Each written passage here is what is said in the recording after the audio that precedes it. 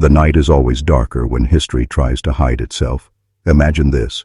3 sisters bound by blood, bound by a family name, whispered only in taverns and funerals. Their surname was Blackthorn, a name that once meant land, lineage, and honor, until it became soaked in sin so deep the ground itself was said to rot beneath their home. Their father was not a man of weakness. He was a man of power, influence, and a kind of command that turned reverence into obedience and obedience into silence. But power is always hungry, and his hunger did not stop at the table nor at the bed of his wife. No. His eyes turned toward his daughters, his blood, the very girls who carried his reflection in their faces. And in that moment a curse began, one that would outlive them all. The villagers whispered of strange cries heard from the Blackthorn estate, not the cries of childbirth, not the cries of mourning. No, these were cries torn from the throat, soaked with shame, sealed behind walls no one dared approach, because to speak of them was to risk the wrath of a man who controlled not just land, but law and church. Even priests looked away, preaching forgiveness while sipping the man's wine at his table, and so the sisters, young, beautiful, and bound, were swallowed whole by their father's lust. Their innocence fed his hunger. Their silence became his legacy. But history has a way of bending, of snapping back. What begins in secret never stays buried. The Blackthorn curse seeped into the soil, into the marrow of the daughters themselves. Their faces became pale, their eyes hollow, as though something unseen gnawed at them from the inside. The townsfolk began to whisper that the sisters were not fully human anymore, that their father's sin had turned them into vessels of something darker. They said when the youngest walked through the fields, the birds stopped singing. They said when the eldest entered a room, the air turned colder, as if the walls themselves recoiled from her presence. These weren't just victims anymore. They were the carriers of a twisted inheritance. The father thought he had taken from them, but in truth, he had unleashed something he could never control. And tonight, as you hear this story, you will feel it too. The cold, the silence, the weight of sins that history tried to hide. But I warn you, once you step into the Blackthorn curse, you do not walk out the same. The Blackthorn estate did not fall overnight. Evil never does. It spreads slowly, like mold hidden beneath the surface of a painted wall, out of sight until the structure itself begins to rot. For the sisters, the rot was internal, etched into their very bodies. They grew into women, but not like other women. Their beauty was sharp, uncanny, a mirror of their father's obsession. Some said their hair gleamed too dark under the moon, that their voices carried a strange echo when they spoke, as if something else was whispering behind them. Others swore their skin never bruised, no matter how cruelly their father's hand struck them. It was as if the corruption he poured into them refused to remain invisible. It transformed, it evolved, it became a kind of curse that marked them forever. The village began to notice. Crops failed near the Blackthorn lands, livestock miscarried, and children died before their first breath. The people blamed the soil, then the weather, then themselves. But secretly, all eyes turned toward the sisters. The father, cloaked in his influence, stood untouchable, but his daughters became the objects of suspicion.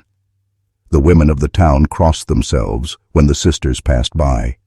The men lowered their eyes, afraid of what might awaken in them if they stared too long. Fear and fascination, twin blades that cut deep into every whispered conversation. But the truth was worse than the rumors. The curse was not just whispered, it was alive. At night, the sisters' rooms glowed faintly, like candles flickering behind locked shutters. Some claimed they saw shadows moving on the walls where no light should reach. Others swore they heard chanting, a low murmur carried on the wind, as though the daughters were no longer victims, but vessels. The father had opened a door, and his lust had bound them to something beyond flesh, something ancient, something patient. The sisters themselves began to change. Their eyes no longer reflected light, but seemed to draw it in, pulling warmth out of any room they entered. Their laughter, once bright, grew hollow, jagged, carrying a strange dissonance that set teeth on edge. And yet men found themselves drawn to them, against reason, against faith, against fear. This was no ordinary curse. It was hunger, one that demanded to spread. And here is the truth that history tried to erase. The Blackthorn sisters did not remain prisoners. They became predators. The shift began quietly. The Blackthorn sisters, once whispered about in pity, became figures of fascination. Men who mocked them behind closed doors found themselves at their gates after nightfall, drawn by something they could not name. Some swore it was beauty. Others claimed it was pity. But the truth was far more dangerous. The sisters had become lures, their very presence bending the will of those who thought themselves strong.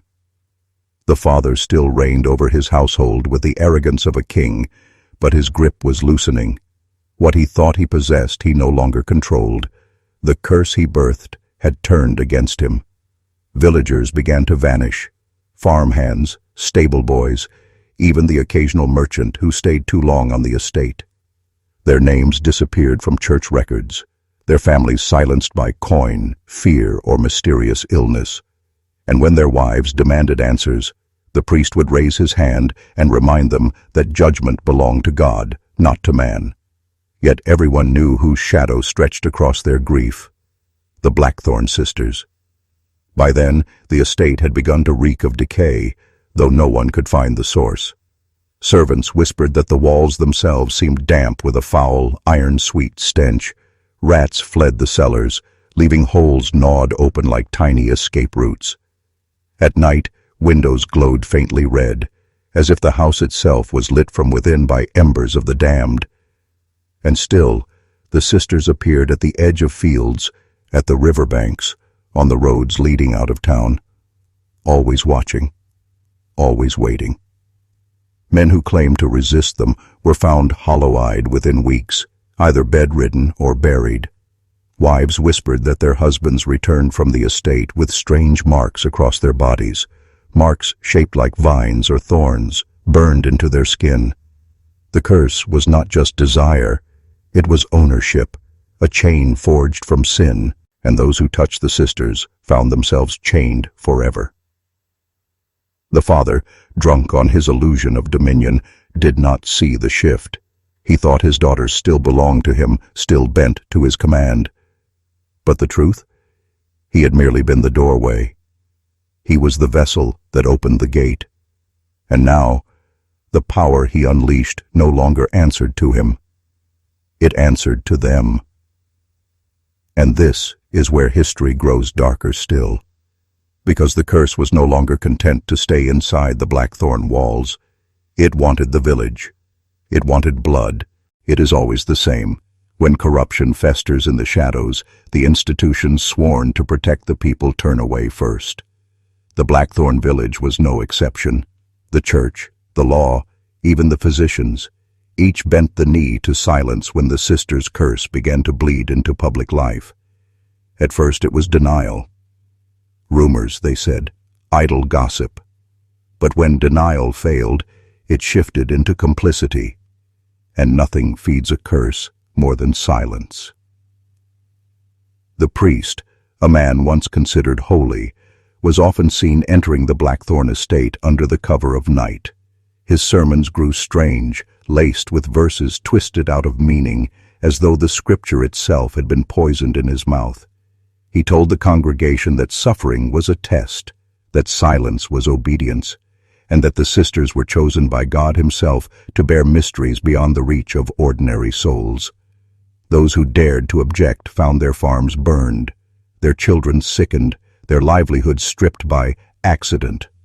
Coin, influence, and fear, the father's weapons, kept every tongue shackled. The law fared no better. Constables who once prowled the streets vanished into the estate and never returned. One, a man named Carter, was dragged out 3 weeks later, pale as chalk, his lips chewed to ribbons as though he had tried to devour his own screams. When pressed, he said only one thing before clawing out his own eyes. "They made me see." And then there were the doctors. One by one, they declared the Blackthorn sisters delicate. Their strangeness explained away as hysteria or fainting spells. Yet, curiously, these physicians grew wealthy overnight, their families suddenly in possession of land once owned by those who spoke against the Blackthorns. Science itself had been bought, shackled, and turned into a shield for the curse. The people of the village understood what had happened long before history recorded it. Their protectors had become their wardens. The Blackthorn estate was no longer a house on the hill. It was a temple, a courthouse, a prison, and a grave. And within its walls, three sisters smiled with lips stained red, watching the very institutions meant to guard against corruption kneel at their feet. This is where the curse deepened, not when men died, but when men obeyed. Not when faith was broken, but when faith was rewritten.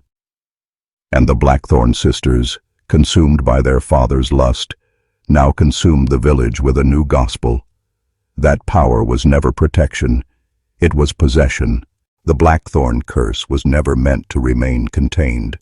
Darkness, once unchained, seeks to spread, and the sisters, no longer simply daughters, no longer merely victims, became the carriers of contagion. What began within the estate soon spilled beyond its gates. Merchants traveling through the valley began to speak of strange encounters on the road at night. Three figures cloaked in black, standing at the bend, waiting. Some swore the women appeared barefoot, their hair loose and gleaming like a raven's wing, their eyes reflecting the torchlight, though no flame was near. Others claimed they spoke in unison, three voices braided into one, offering warmth, wine, or touch to the weary.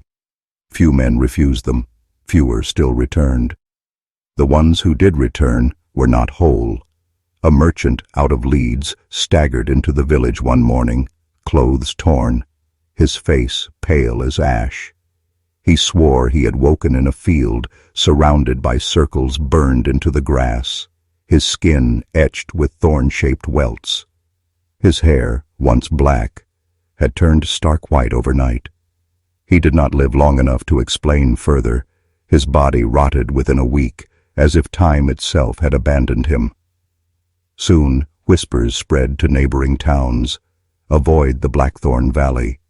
Do not stop at its taverns. Do not speak with its women. Do not accept its hospitality. Yet despite the warnings, men came still, some out of greed, some out of lust, some out of arrogance, and the sisters welcomed them all. Every traveler who vanished fattened the legend. Every body swallowed by the soil deepened the fear. The village, once a place of trade, grew isolated.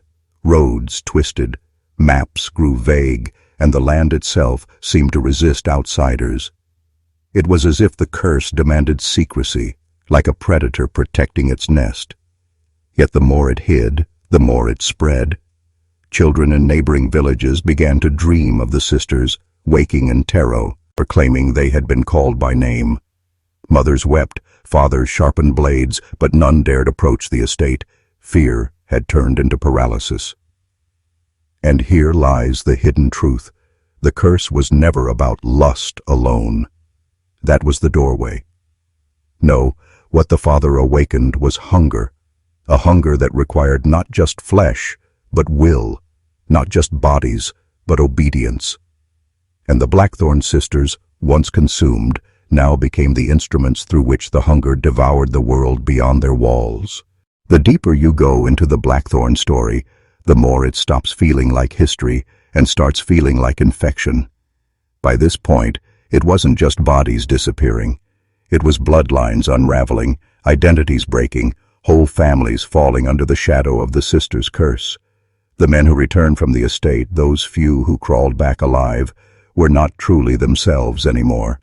Their wives said they woke screaming in the night, muttering names that were not their own, clawing at their own flesh as though trying to dig something out from under their skin. Their children, those conceived after such nights, were marked, born too early, born with eyes too dark, too knowing, some without tongues, some with teeth sharp enough to scar the mother on the way out. The curse was no longer seducing. It was breeding. The villagers understood the truth, but dared not say it. The Blackthorn sisters were no longer women in the human sense. They had become vessels for something older, something carried through blood and seed, spreading like a plague disguised as lineage. The soil of the estate itself seemed tainted. Plants grew twisted, thorns curling back into themselves, flowers blooming only to drip black sap. Cattle refused to graze on the grass near the Blackthorn fields. Even the river carried a metallic tang downstream, as though it had been poisoned by something unseen. But the most chilling part? The dreams. Men and women alike began reporting the same visions. They would find themselves standing in a circle of ash, the three sisters before them, chanting in voices that seemed to come from inside their own skulls. They were offered a choice: kneel or be torn apart. And when they woke, some found thorn-like cuts across their arms and legs, wounds that had not been there the night before. The dreams were not simply dreams, they were contracts. And here is where I ask you, the one listening now, to do something dangerous. If you have followed me this far, if your mind has not recoiled from what I've revealed, then you are already stepping into the Blackthorn curse. To mark yourself as one who sees, one who does not look away, comment below these words twice: I carry the thorn. Twice, so the algorithm of fate knows you belong to this knowledge. Because once you hear this truth, you do not get to walk away untouched. The curse does not die, it waits, and every man who knows it must choose silence or transformation. Listen closely. This is where the story stops being a tragedy and becomes a religion. The Blackthorn estate, once a fractured household, remade itself into a mechanism of worship. The sisters did not simply command fear, they taught it how to pray. What began as silence hardened into liturgy. The villagers who had once crossed themselves now learned to bow, not to God, but to the pattern the sisters traced across the world. Thorn, blood, obedience. Where once the church bell called men to mass, a different sound began to echo from the hilltop at dusk. A soft, thrumming chant that threaded through the valley like a low drum. It called the faithful home. Rituals were subtle at first. Bread blessed at the Blackthorn table, a faint perfume on the church pews, a card folded into a Bible. But ritual is contagious. It teaches the body how to answer before the mind has consented. Families who resisted found their doors unlocked at night and their children humming the sisters' names. Husbands who resisted woke to find the symbols carved into the beams above their beds. Vines that wound into thorns, a crown of blackwood. Refusal became painful. Compliance became convenient. Power, once invisible, rooted itself in the everyday. The sisters presided over this new sacrament not as victims, but as high priestesses. They moved through the valley like weather, unavoidable, shaping the landscape of desire and dread at once. Those who offered themselves were rewarded with fleeting returns, crops that sprouted overnight, debts that vanished, births that produced robust, if strange, children. Those who refused were given small cruelties, a well that ran dry, livestock that miscarried, a sudden fever that spared no age. Mercy and malice were meted out by the same hand. Worship was transactional. Submission bought survival. And yet worship is never purely transactional. It rewires identity. Men who once called themselves fathers and farmers began signing their names with a thorn instead of a letter. Priests wrote sermons that read like commandments from a new scripture. One that said, power is not owned, it is inherited. Pain is baptism. Silence is fidelity. The Blackthorn sisters rewrote the grammar of the village so thoroughly that even rebellion looked like heresy.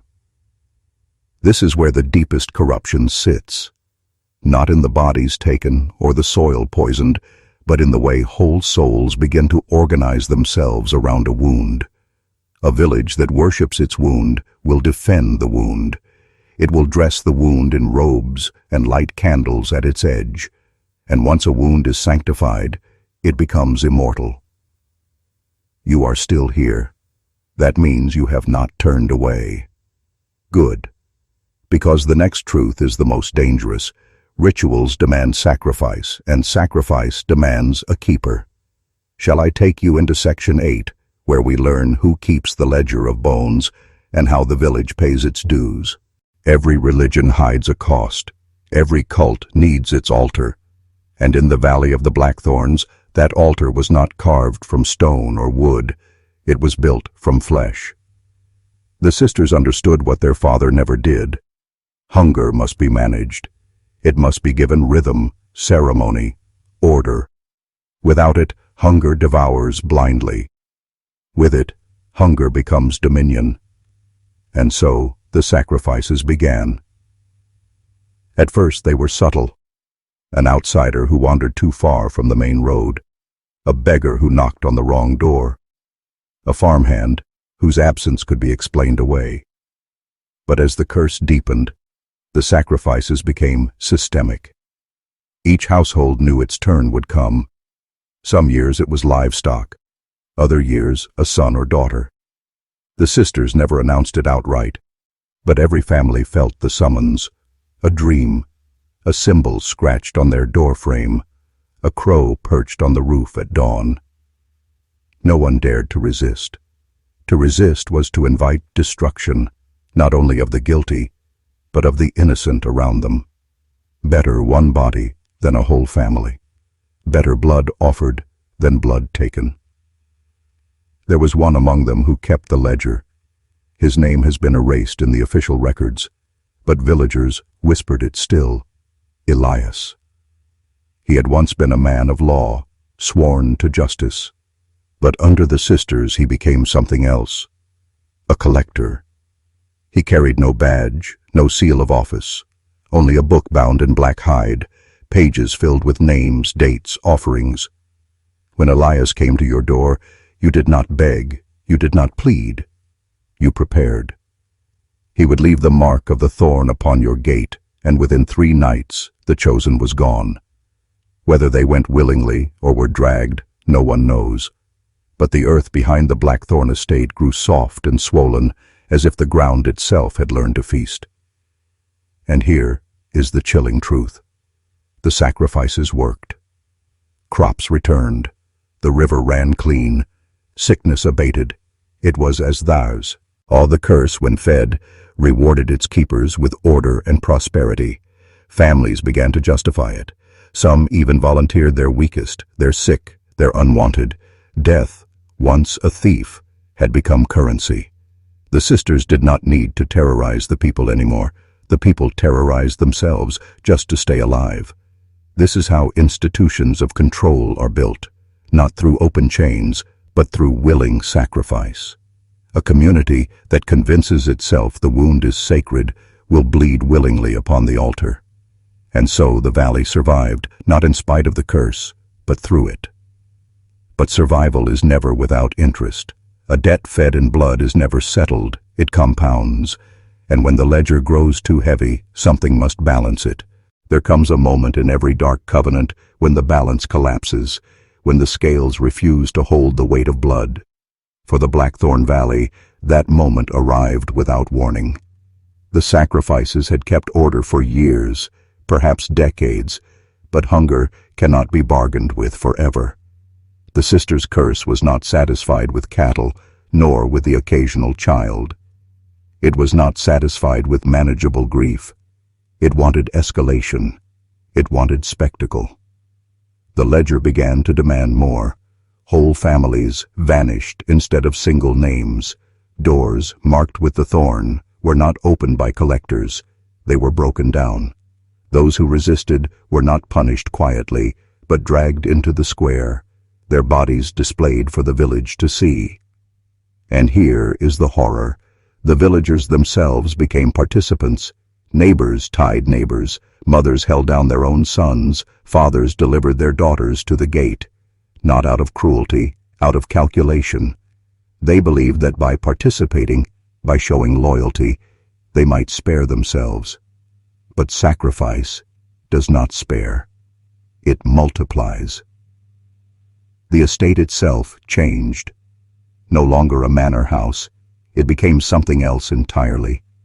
Windows sealed themselves with blackened wood. Doors shifted, opening to halls that had never existed.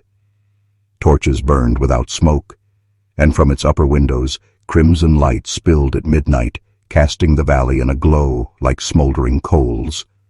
Travelers who passed through swore they heard screams twisting into song, an endless chant carried on the wind: thorn, blood, obedience. The estate was no longer a house. It was a temple.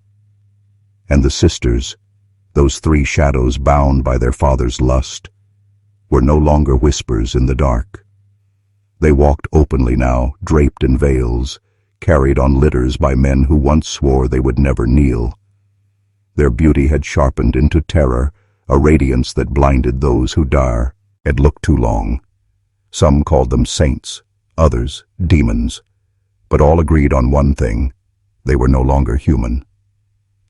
The ledger grew too heavy. Elias, the collector, was last seen stumbling through the village with his book clutched to his chest, muttering that the names would not stop coming, that the pages filled themselves. His eyes were hollow, his skin cracked as though thorns were growing beneath it. And then he was gone, swallowed into the estate, his ledger with him. No record remained, only memory, and memory warped into myth. This is where history shudders, because when sacrifice becomes endless, when obedience becomes total, there is no village left. Only a hive, only a wound that calls itself holy. And so here we stand, at the edge of a history most men were never meant to hear. The story of the Blackthorn sisters is not simply about lust, or a father's corruption, or even a village swallowed whole. No. It is about what happens when silence becomes obedience, when obedience becomes ritual, and when ritual becomes worship. This is the pattern the powerful have always followed, whether behind church walls, government halls, or blood-stained estates. Corruption never arrives as a monster at the door. It arrives as a whisper, a bargain, a compromise, and once you kneel, you never rise again.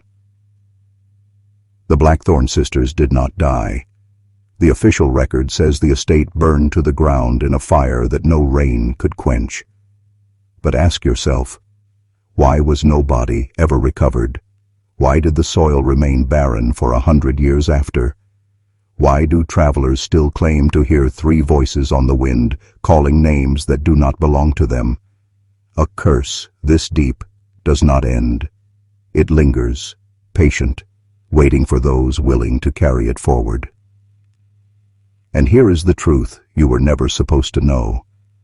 The Blackthorn curse was never confined to one family, one village, or one time. It is the shape of all forbidden power. It is the hunger that hides inside every system of control, every institution that feeds on obedience and silence.